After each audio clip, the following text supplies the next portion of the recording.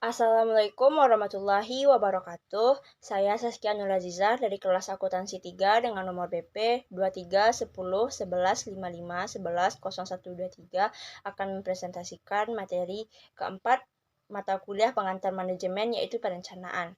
Perencanaan adalah proses memutuskan tujuan-tujuan apa yang akan dikerjakan selama suatu jangka waktu yang akan datang dan apa yang dilakukan agar tujuan-tujuan itu dapat dicapai.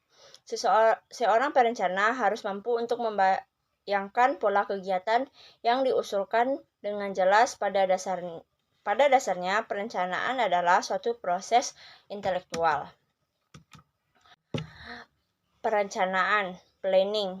Perencanaan diperlukan dan terjadi dalam berbagai bentuk organisasi, sebab perencanaan ini merupakan prosedur dasar manajemen di dalam mengambil suatu keputusan dan tindakan. Perencanaan diperlukan dalam setiap jenis kegiatan, baik itu kegiatan organisasi, perusahaan, maupun kegiatan masyarakat. Dan perencanaan ada dalam setiap fungsi manajemen. Unsur-unsur perencanaan. Perencanaan yang baik harus dapat menjawab 6 pertanyaan, yaitu what, apa, who, siapa, when, kapan, where, di mana, why, mengapa, dan how, bagaimana. Sifat-sifat rencana yang baik. 1. Mudah dipahami sehingga penafsiran yang berbeda-beda dapat ditiadakan. 2. Fleksibel. Suatu rencana harus dapat menyesuaikan dengan keadaan yang sebenarnya. 3. Stabilitas. Rencana harus dijaga sehingga tidak perlu setiap kali mengalami perubahan. 4. Jangka waktu dan faktor produksi seimbang dengan kebutuhan. 5. Meliputi seluruh tindakan yang dibutuhkan dari meliputi fungsi-fungsi yang ada dalam organisasi. 4 tahap perencanaan. 1. Menetapkan tujuan dan serangkaian tujuan. Tanpa rumusan tujuan yang jelas, organisasi akan menggunakan sumber-sumber daya secara tidak efektif. 2. Memutuskan keadaan saat ini. Pemahaman akan posisi perusahaan sekarang terhadap sumber daya yang tersedia akan mencapai tujuan. 3. Mengidentifikasi segala kemudahan dan hambatan untuk mengukur kemampuan organisasi dalam mencapai tujuan. 4.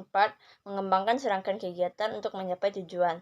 Tahap terakhir dalam proses perencanaan meliputi pengembangan berbagai alternatif kegiatan untuk mencapai tujuan, penilaian alternatif, serta pemilihan alternatif terbaiknya. Siapa yang membuat rencana? Pembuatan rencana dapat ditugaskan kepada pertama, panitia perencana. Panitia ini terdiri dari beberapa unsur yang mewakili beberapa pihak yang masing-masing membawa misinya untuk menghasilkan suatu rencana dengan harapan rencana yang dibuat lebih baik.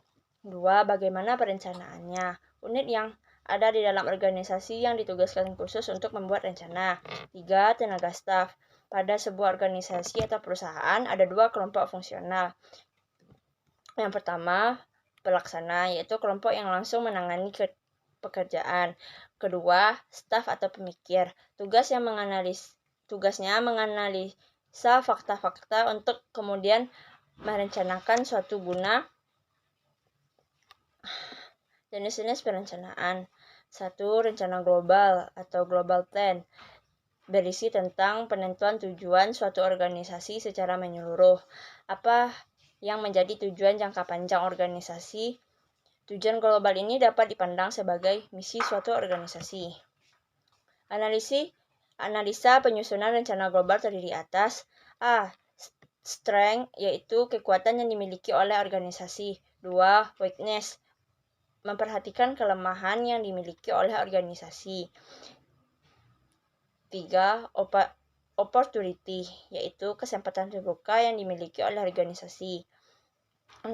Threat, yaitu tekanan dan hambatan yang dimiliki oleh organisasi.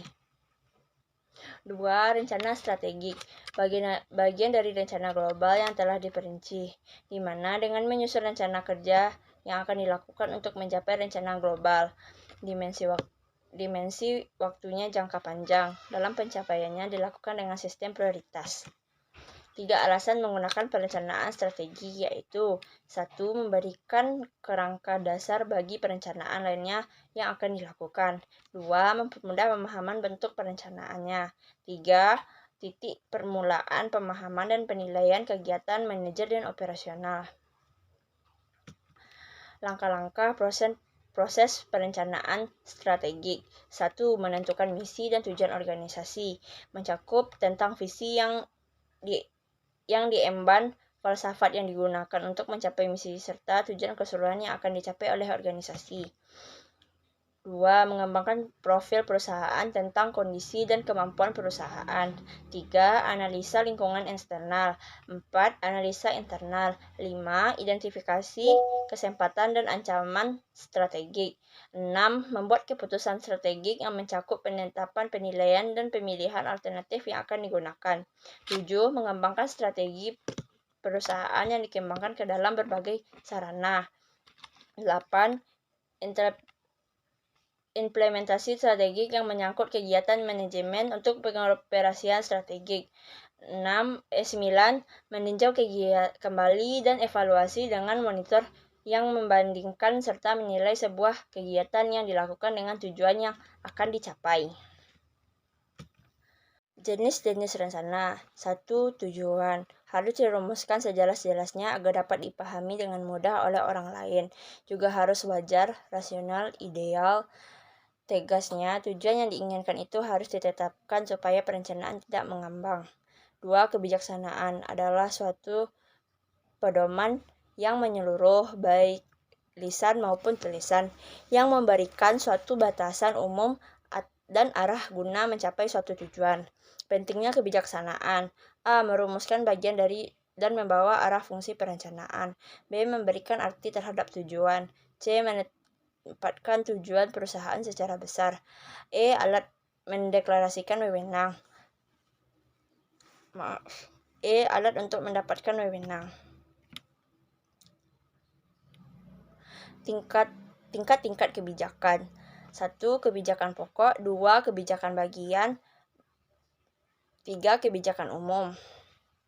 3. Prosedur adalah suatu rangkaian tugas yang diwujudkan urutan waktu dan rangkaian itu harus dilakukan. 4. Rule atau aturan adalah suatu rencana tentang peraturan yang telah dilakukan dan harus ditaati. 5. Program adanya suatu rencana yang dapat didasarkan telah menggambar rencana yang konkret serta sudah tercantum sasaran, kebijaksanaan, prosedur, dan waktu maupun anggaran. 6. Budget adalah suatu rencana yang menggambarkan penerimaan pengeluaran yang akan dikondisikan kepada setiap bidang.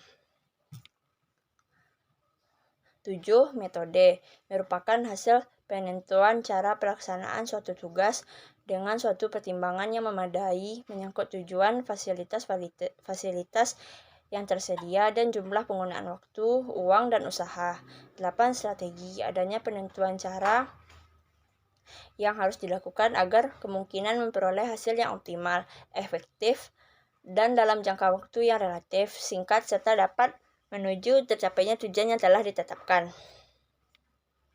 Keuntungan perencanaan. 1. Dengan perencanaan, tujuan menjadi jelas, objektif, dan rasional. 2. Perencanaan menyebabkan semua aktivitas terarah, teratur, dan ekonomis.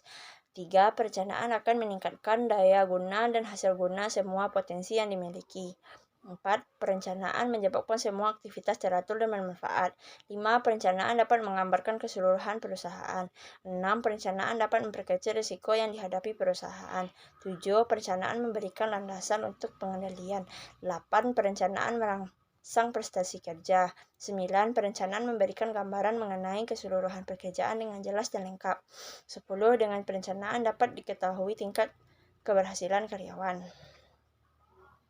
Kerugian perencanaan. 1. Perencanaan akan membatasi tindakan dan inisiatif para bawahan karena mereka harus bekerja sesuai dengan pola yang telah ditetapkan. 2. Perencanaan menyebabkan terlambatnya tindakan yang perlu diambil dalam keadaan darurat, padahal keadaan darurat perlu diambil keputusan yang cepat. 3. Informasi yang dibutuhkan untuk meramalkan masa-masa yang akan datang belum tentu tepat, sehingga manajer tidak akan dapat secara pasti meramalkan apa yang akan terjadi apabila pada masa yang akan datang. 4. Biaya yang diperlukan untuk perencanaan cukup besar, bahkan dapat melampaui hasil yang akan dicapai. 5. Perencanaan mempunyai penghalang-penghalang psikologis karena orang lebih memperhatikan masa sekarang daripada masa yang akan datang. Itulah tadi materi mengenai perencanaan. Semoga yang saya sampaikan bermanfaat untuk semuanya. Saya Saskia Nuraziza, pamit undur diri. Jika ada kesalahan dan kekurangan dalam pengucapan pada presentasi saya ini, saya mohon maaf. Saya sudahi dengan Assalamualaikum warahmatullahi wabarakatuh.